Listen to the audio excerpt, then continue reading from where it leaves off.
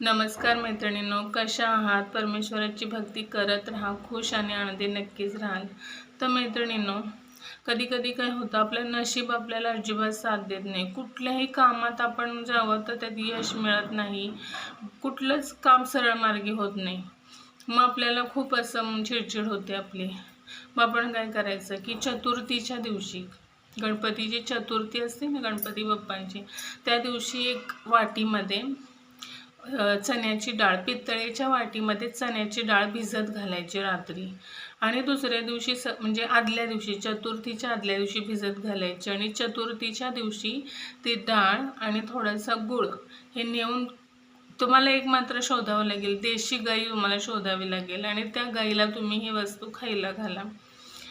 तुम्हाला त्या म्हणजे चतुर्थीच्या दिवसापासून 21 दिवस हा उपाय करा, किंवा प्रत्येक चतुर्थीला केला तरी चालेल. काही दिवसात तुम्हाला चांगला रिझल्ट मिळेल, तुमची कामे मार्गी लागतील, नशीब साथ द्यायला लागेल, खूप चांगलं होईल तुमचं. असे छोटे छोटे उपाय करत राहा आणि आयुष्यातल्या संकटांपासून मुक्ती मिळवत राहा. नमस्कार.